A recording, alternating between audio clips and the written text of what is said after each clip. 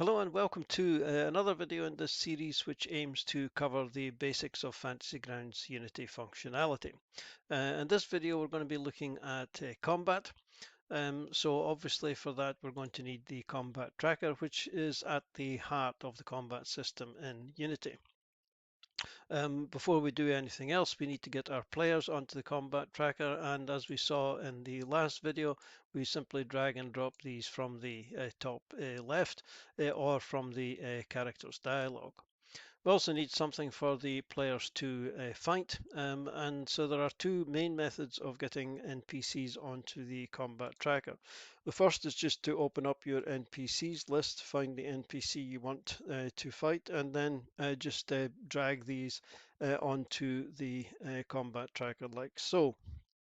If you wanted another different NPC, you just keep dragging them in until you have what it is you want them to fight. If you need several dragon wormlings, for example, you can put one on and then just drag and drop more, and that will keep adding them until you stop doing that. The more usual way of getting NPCs onto the combat tracker is via an encounter or a pre-prepared encounter. This will be the case if you're playing with one of the official adventures, or if you've created something of yourself, then you'll most likely have created an encounter for the NPCs at particular points during the adventure. So we're just going to open up the encounter, and then we're just going to add this to the combat tracker by using this button down below. Now, normally combat would take place on a map, not necessarily always the case, but sometimes you will have them. And so if we open up this map here, and if we zoom in here, we will see that the NPCs have already been placed on the map. That's something that happens when you place a pre-placed encounter on the combat tracker. When you add it to the combat tracker, it also adds the NPCs to the map. Our players, however, aren't on the map yet, so we can do that now. And again, we just simply drag these from the combat tracker and drop them onto the map. You can also use this green faction button here, and you can drop all of the NPCs, all the player characters onto the map at once.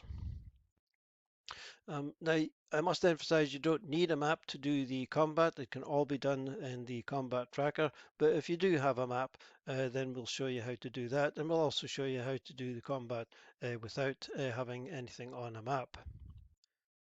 So once all of that's set up, the next thing we would want to do would be to roll for initiative. And as we saw in the last video, the DM can come in here to the initiative section of the menu here and either roll all the NPC initiatives only, or roll all the initiatives, or just roll the player initiative. So let's roll the NPC initiatives, and you can see that these go in the order in which they're rolled.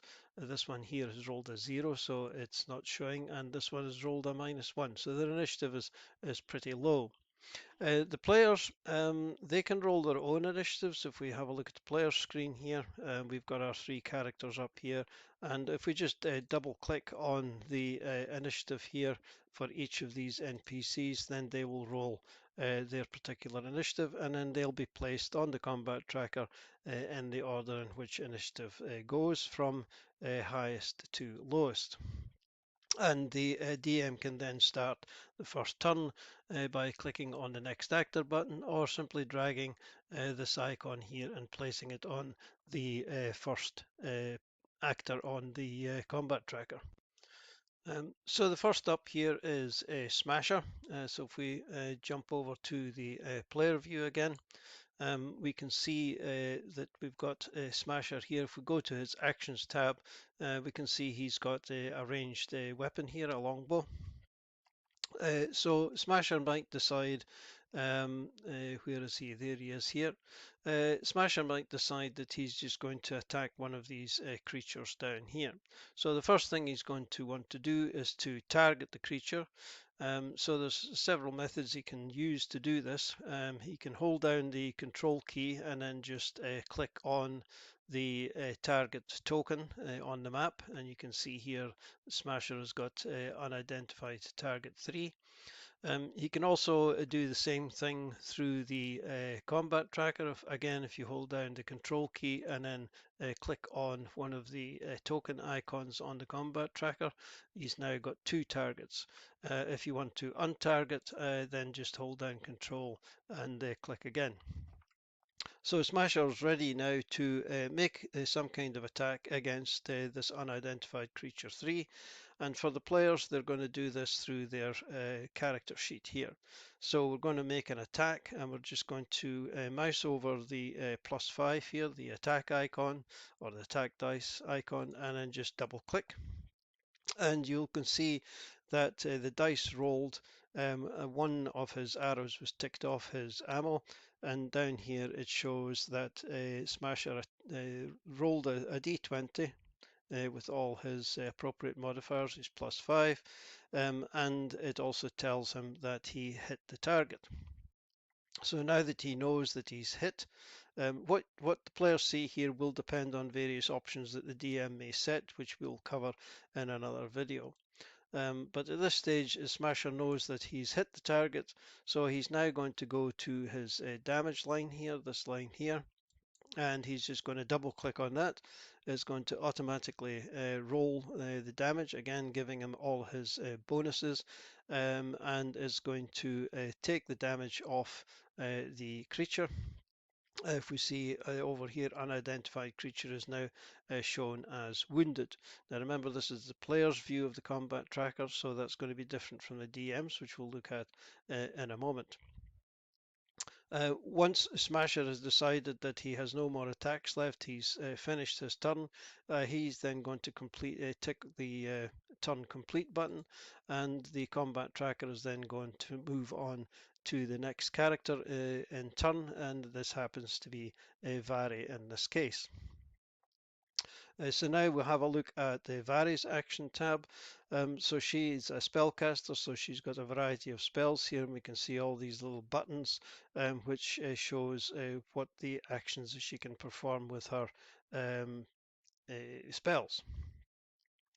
So Vari's going to move a little bit forward, and maybe to here. And then she's going to use her Thunder Wave spell, and she wants to attack all 3 of these creatures because the Thunder Wave is a cone.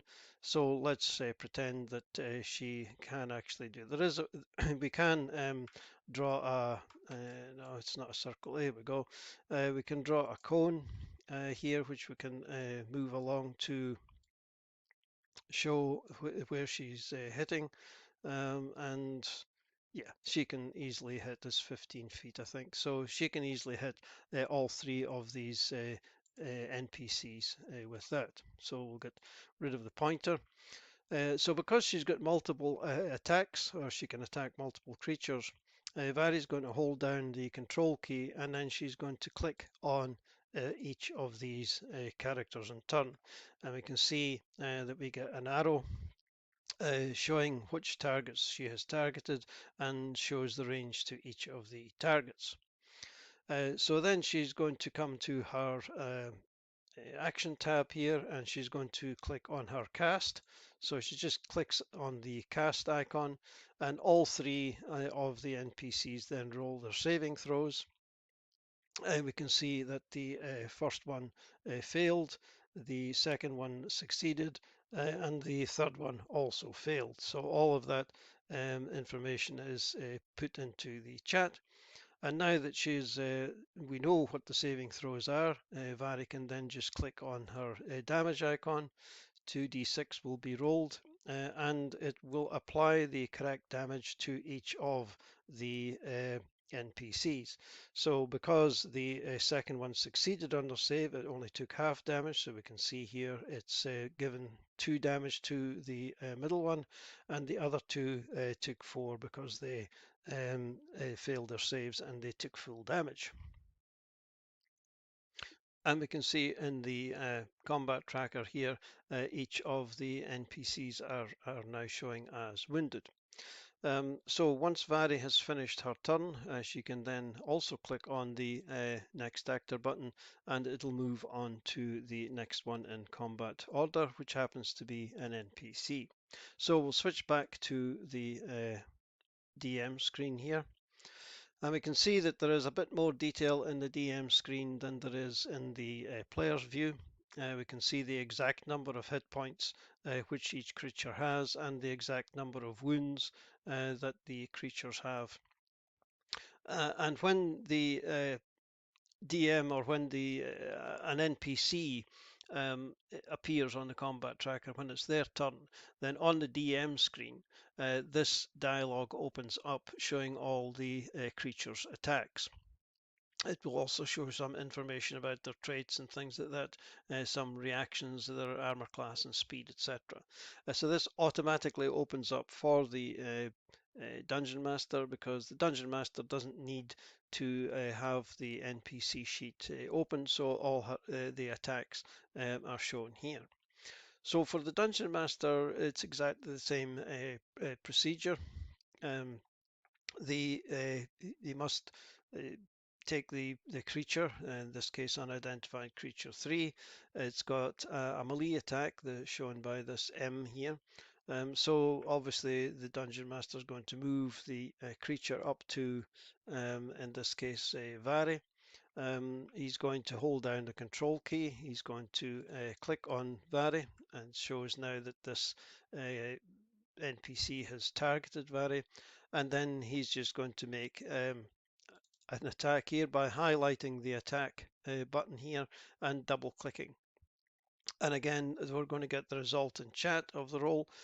We have hit Vari, so we can then move on to the bludgeoning damage here. And again, we're just going to mouse over that, see the highlighted text, and we're going to double click on that to make the attack.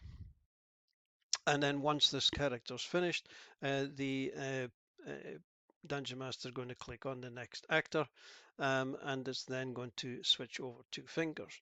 And essentially the combat just continues like that. Once the last actor has taken their turn, the round heal will increment and it'll jump back to the first character that's on the combat tracker in initiative order. Now, the Dungeon Master can make anybody have their turn out of order. We don't need to go through this order specifically. So maybe for some reason or other, Fingers missed a turn or something like that, or there's some reason why we need to go back to Fingers, then the Dungeon Master can just make Fingers have that turn. And the Dungeon Master can also do anything that the players can do in terms of moving characters, etc. And the Dungeon Master can also make attacks on behalf of characters himself.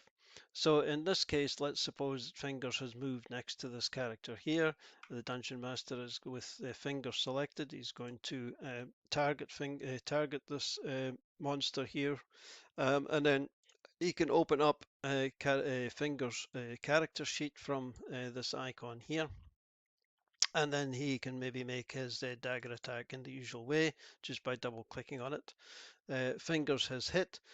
Fingers has got his sneak attack ability here, so he's going to open up this effect here to give Fingers some extra damage. He's going to click in this little icon here, which is going to add an effect onto the combat tracker, and it shows here, and it will also show on the player screen. If I have a look at the player screen, players can see that effect as well. So when we roll damage now for Fingers, that extra die 6 is going to be added into the roll. So if we just double click on Fingers damage here, you can see that he rolled his D4. He also got his D6, and of course he got his proficiency bonuses, etc. as well, for a total of 6 points of damage, which was applied to this creature here. Now we can see on the Dungeon Master screen that this creature has taken 16 wounds now out of his 22. And if we look on the player screen, we can see that the players see that this creature is now heavily damaged. We don't get the actual numbers here, we just get the initiative roll, and we know that this creature is now heavily damaged. So there are several other differences between the DM and player screens, as you can see. And again, there are various options which the Dungeon Master can set, which will show more or less information to the players, and we'll come on to that in another video. Now, let's say supposing that it came round to Vary's turn. Vary's a mage, as we said. If we go back to the player screen here, you can see that she's maybe gotten herself into an unenviable position here. So maybe she's wanting to use her mage armor spell. And again, the effects have been set up here by the spell. If we open this up, we see that the armor class 3, the effect here, Vary is going to cast the spell on herself. So in this case, she's just going to drag this little icon, and she's going to drop it onto herself.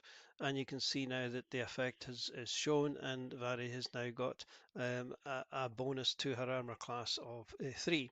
So effects, etc., are all shown on the combat tracker. You can drag and drop. In some cases, if we had changed this, for example, here to self instead of targets, we could have just clicked this button and it would have automatically added it to herself. But because that spell can be cast not just on herself but on anybody, we've left that effect at targets. But this is a subject of another video or series of videos which you can find on my site.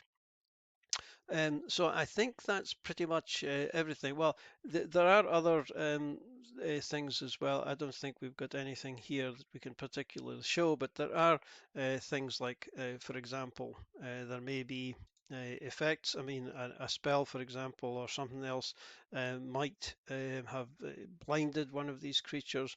We can use these effects in the conditions box to just drag it and drop it onto the creature. Or the effects might be in the Actions tab itself. Now, just briefly, let's show you how you would do this without a map. Supposing we didn't have a map here, then everything really is pretty much the same thing. Let's go back to the Dungeon Master screen since it's easier. If I remove all of these targets and things like that, and remove all the effects, etc., just for the moment. If Vary wanted to attack creature 3, then she would just do this here. You can simply drag this dice or left click and hold, and then just drop it onto the creature, and that will make the attack roll. You can also do exactly the same thing by just grabbing this dice here and then dropping it onto one of the tokens, and you can do the same with the damage. You can do exactly the same thing with the saving throw. If you drag and drop that saving throw onto the creature, it makes the save. And again, you can drag and drop on the dice.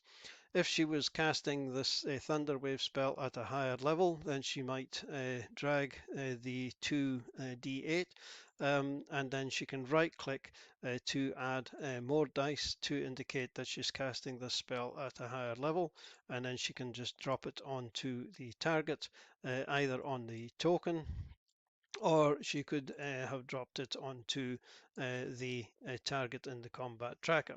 So all of these options are available. In this case here, we have done enough damage to this creature to kill it.